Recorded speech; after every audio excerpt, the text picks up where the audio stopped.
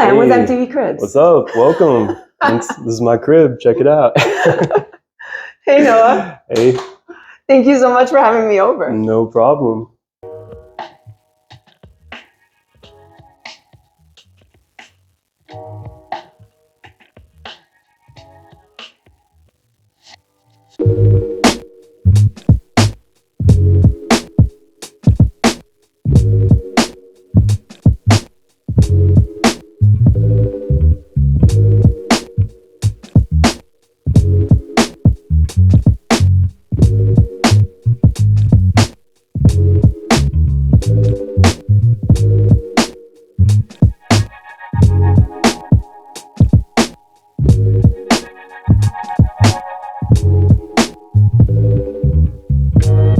My name's Noah Farid. I'm an Egyptian-American ceramic artist based here in Miami.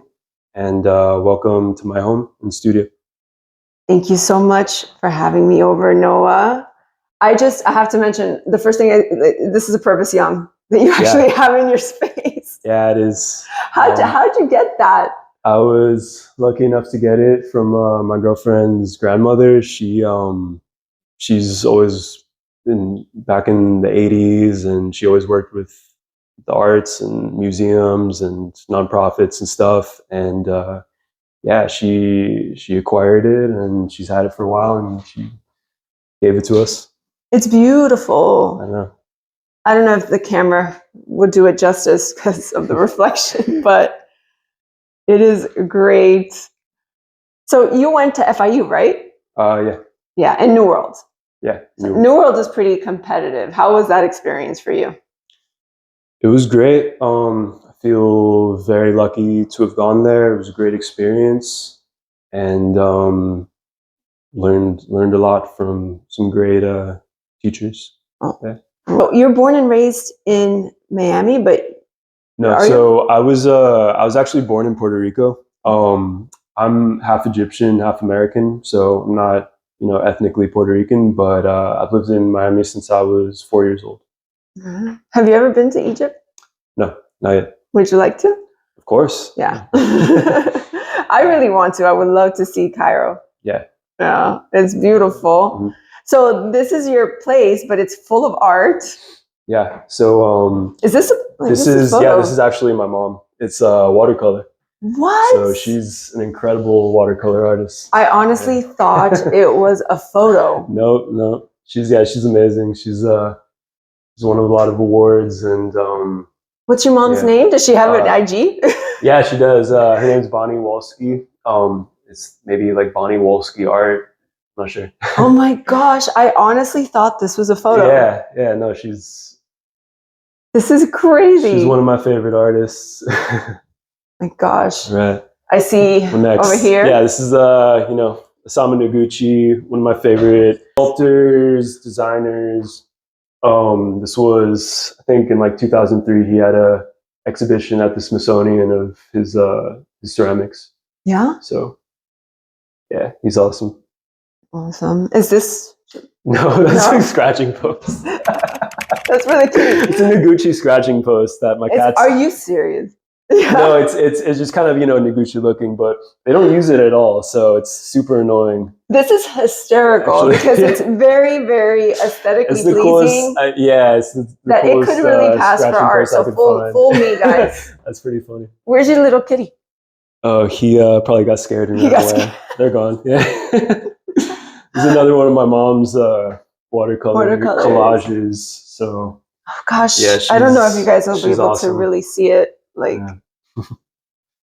that's one of my grandfather's very tiny rock assemblages. Oh wow!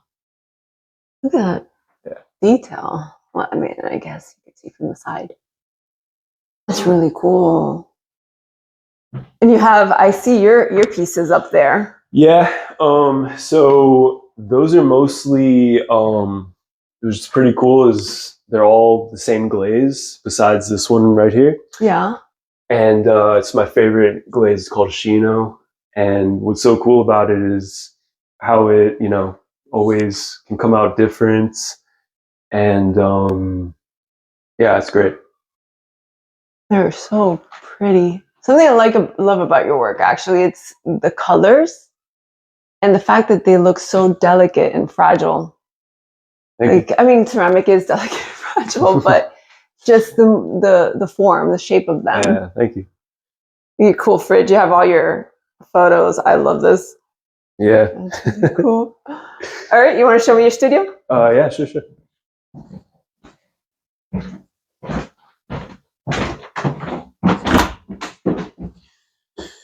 This is my little home studio. The Corbusier chair. I know. Yeah, so I don't throw clay in here because I don't want all the dust in my house. So I'll make my work usually at one of the two ceramic studios I work at, and then bring stuff here, do some final details. I plan stuff here. I store work here, and yeah.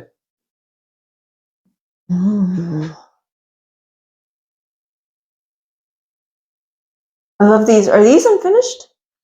Yeah, so these are bisque fired. So they've only been fired once. They still need glaze.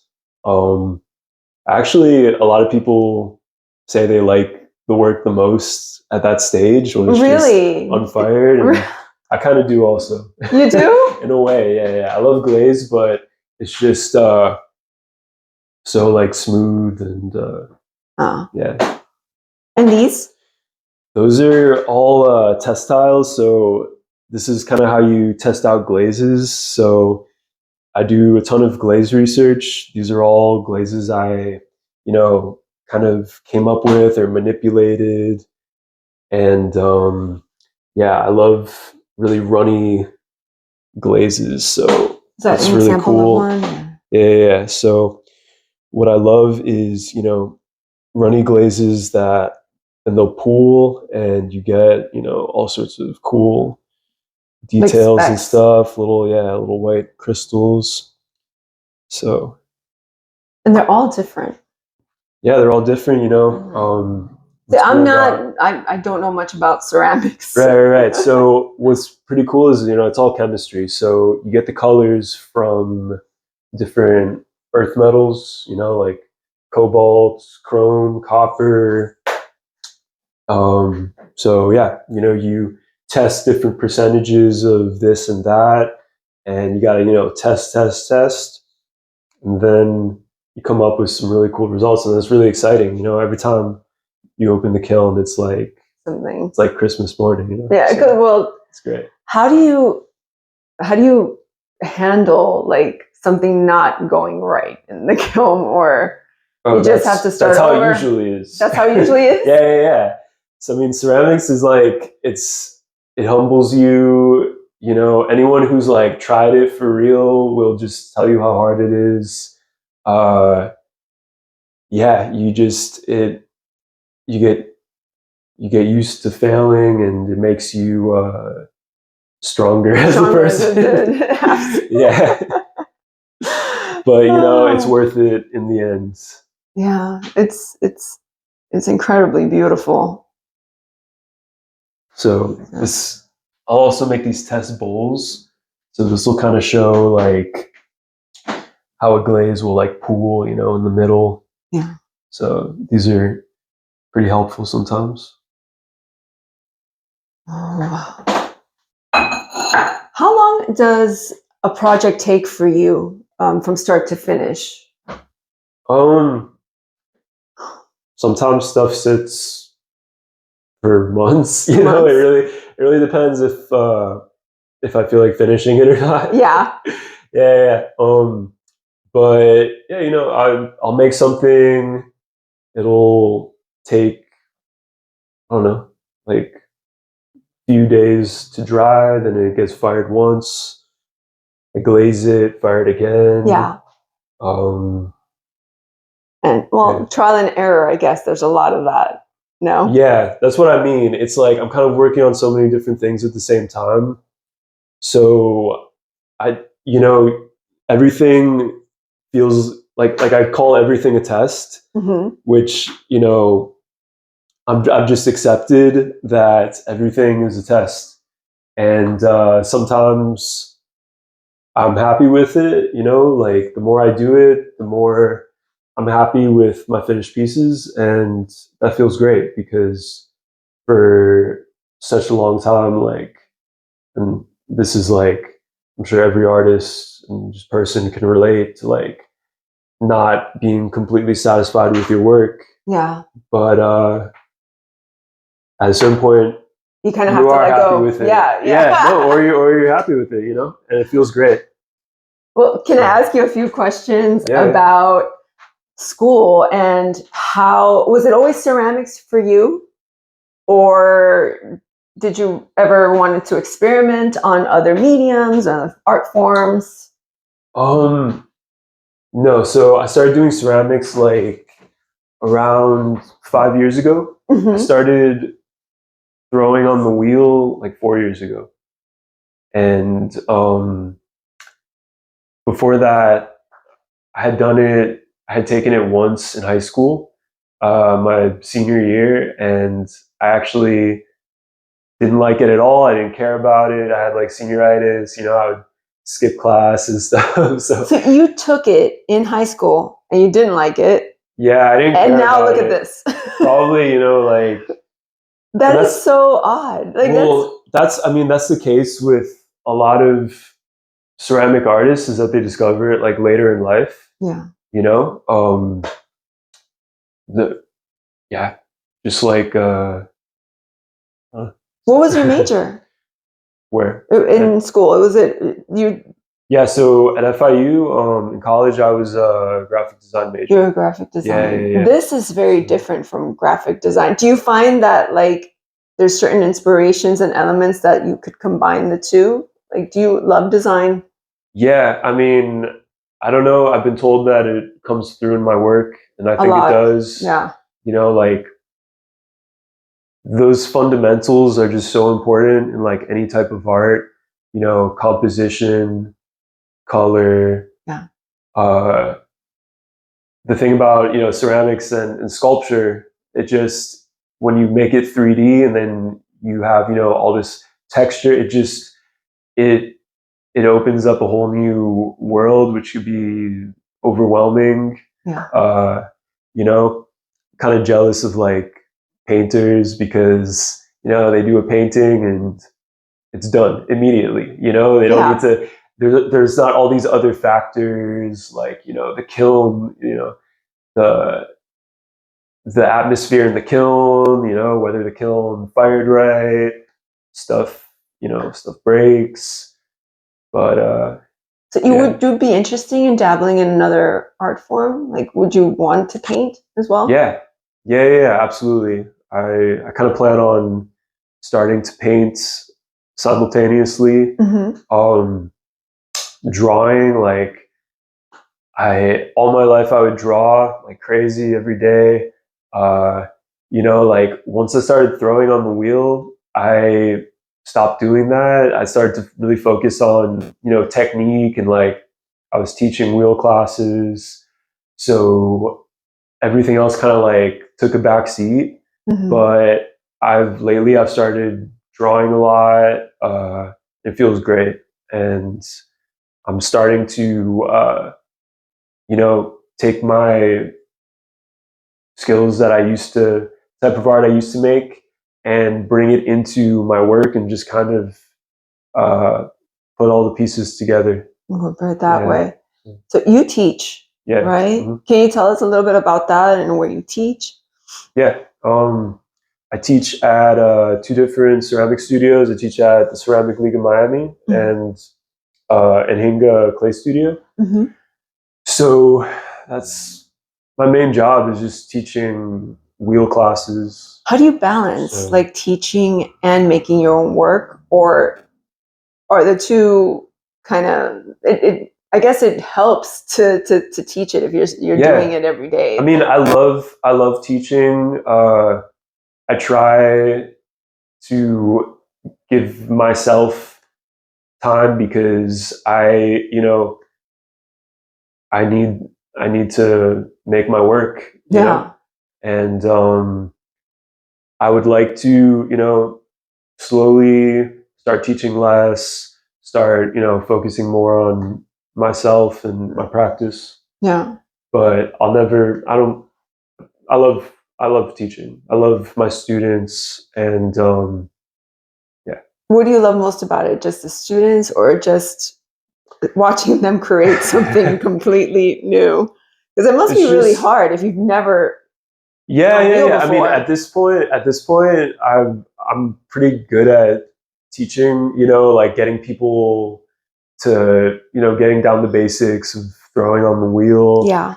Um, so it's pretty rewarding, but yeah, I feel just blessed that I get to do that as a job. Yeah.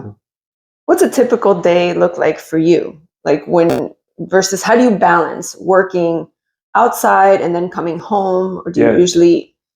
I'll normally teach a class in the morning, then I'll be in the studio just making stuff. Then sometimes I have another class at night. Uh, so it never really stops. It's my life. How do you approach the initial stages of creating a new piece? Like, do you already have it drawn out in your mind, or do you just dive in and go? So what I've been trying to do more and more is improvising and making decisions on the spot, because I used to, kind of plan things out, trying to make more sculptural work. Mm-hmm. You know, a lot of the stuff I've done the past few years, could be considered, studio pottery. But I'm trying to experiment more. I'm trying to bring in the type of art I used to make into my ceramics, drawing on it, manipulating the form, ripping things, like this Yeah. right here is a good example of where my work is currently at. So is that not usual for you? You had like the top. No, I would make stuff just like very, I try to make it as perfect as possible. And I think that gave me a really good foundation for, craftsmanship is super important. So you find So yourself a perfectionist then when it yeah, comes to yeah, this? for sure, for Yeah. sure. Yeah. But it almost seems like the imperfection, like Yeah, I mean, it's about the contrast, I right. think, and like, if you look at so much great art, sculpture is contrast, Yeah. you know. What kind of challenges, like and obstacles, you face like when making a work? Like I guess there's some times that you just can't help it, like an accident happens and you're just. But like, do you normally face any challenges? And That's all it how do is. you is all how do you It's a handle it? constant struggle. It's just It really what? it's just a never-ending struggle, and that's what keeps it fun. I feel like it would get boring if there wasn't a challenge, Yeah. and that's that's what keeps you moving forward. Is I have so much trouble making the same thing twice. Yeah. I feel like like people around me will tell me that they see uh, similarities, and they could tell what my work is, but to me, I look at a lot of my work, like I feel like every month it feels radically different. So yeah. I guess you find that you can't be too precious about it because anything could happen in the kiln. Like, how do you handle that? Like, you're just is that something you love? Like, you don't know what you're gonna get. Yeah, you gotta you you gotta work in a way that makes sense. Throwing on the wheel, once you know what you're doing, it's fast. You can throw large things in like half an hour, and you make a lot of stuff, and that's the behind the scenes that most people don't see with ceramics is like how much like the failure rate is like really high usually. Um, and yeah, it's about, you know, not being, not treating things like they're too precious and not putting all your eggs in one basket. Do your students handle the disappointment of not being perfect? Like, how do they? Do you ever have students that just want to give up and be like, "This isn't for me," and you kind of have to? Yeah, and they stop coming to class, and so you've had that experience, yeah? Oh yeah, for sure. It all works out because it's not for them, you know. Yeah. So I would like. So what characteristics do you feel like someone has to have, like, to be good at being a ceramic artist? Like, obviously patience, like, and patience. It's very like, it's very humbling, you know. So you know, it's, as long, like, what I tell them the first day is that, you know, it's hard, and that it's normal to suck at it at first. So as long as they keep that in mind, they'll be fine. But some people are you know? You have like a really killer collection yourself outside. Will you show me? Yeah, sure, of course.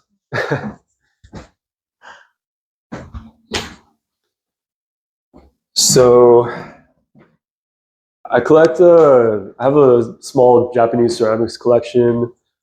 So then this is like, you know, my books and stuff. What are some of your favorite books? Like, I know you love them all, but is there one that you reach for and revisit for research?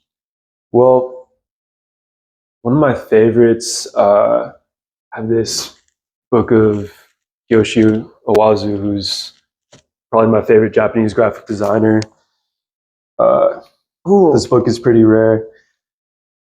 So he's oh wow. Let me see, get some color stuff.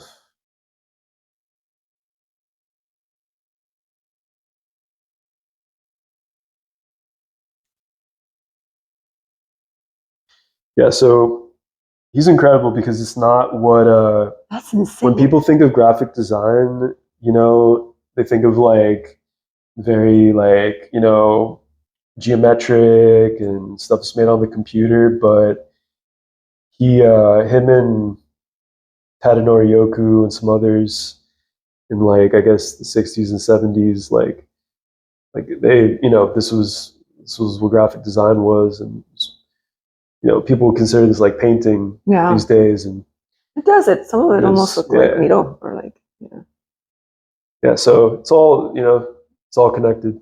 And this piece. So this is Suzuki Osamu. So he was one of the founding members of Sudaisha, which is Japanese post-war abstract ceramics movement. And it's probably, I love Japanese ceramics. I love abstract ceramics, and yeah. Do you have these? These are Kado Kiyoyuki. So he's one of my favorite Japanese ceramics, one of my favorite ceramics in general. So he would do a lot of, you know, pressing things into the clay, scratching lines, a lot of like geometric, but also it's very like primitive. So he's incredible. These textures, because it's almost like he scratched it on the side.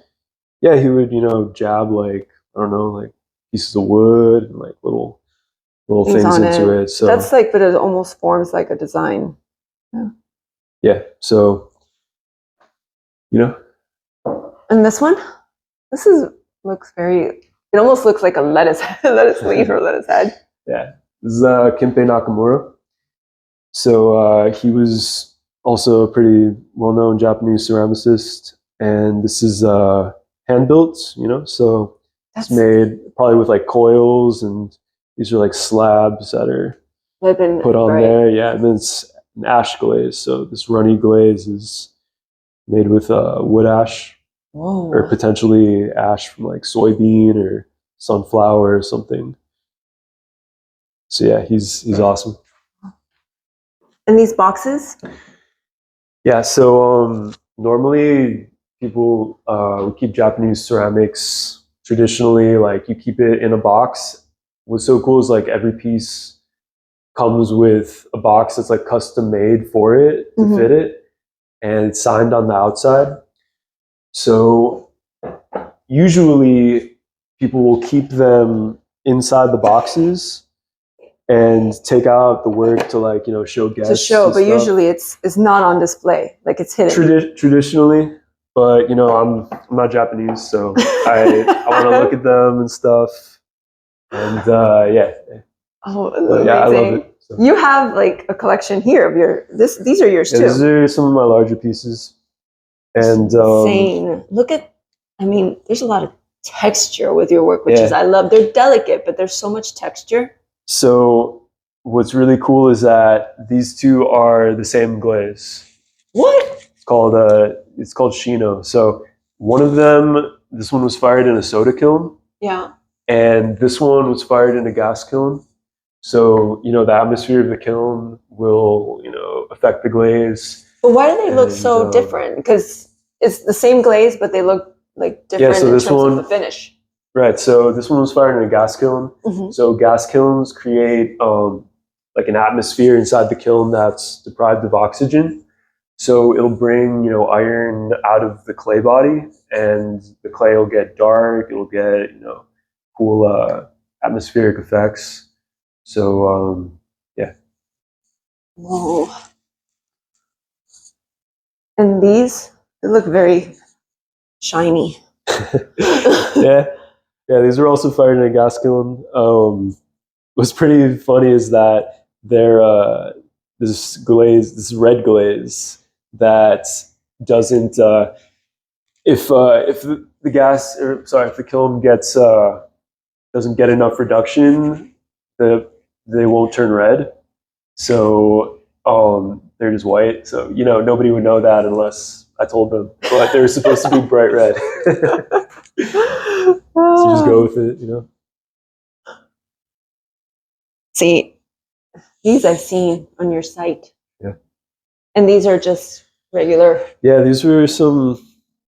I was messing around with like ripping the tops and stuff. So just little vases. Cool. I don't know if I could show this on YouTube, but we'll see. It's really cool. Don't get demonetized. Good thing I'm not. I don't think I have enough followers. And you have Earth, Wind, and Fire.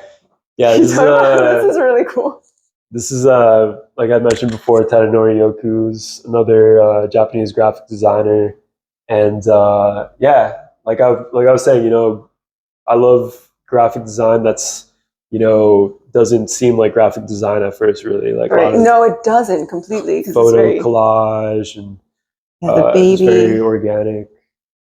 So yeah, there's a lot going on there. The details are incredible. I mean, I don't know if like the camera would do it justice, but it's such a cool, very 70s, but it just has these elements. It's a really beautiful work. Like, I love that. So do you have like long-term goals in terms of what's next for you? I just want to keep growing as an artist, get my work out there more, make a larger work. Because most of your work is smaller, right, in size. But have you made anything really massive yet, or no, none? I've made I haven't completely finished, but I throw lots of things and fire them once that are pretty large, and then I never get around to glazing them. Mm-hmm. But yeah. Oh. So I have to ask, because I ask everyone. Yeah. I ask all the artists advice for anyone that maybe wants to get into ceramics. Advice for any artists that are young, maybe still in school. Like anything you wish you were told.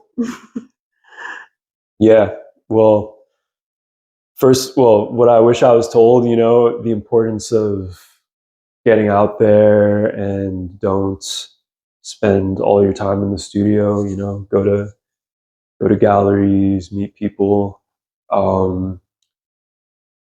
Also know your history, know art history, study art history. You know, might not seem into it at the time, but super important for contextualizing your work, and it helps other people connect with your work because they need a frame of reference. Yeah. You know.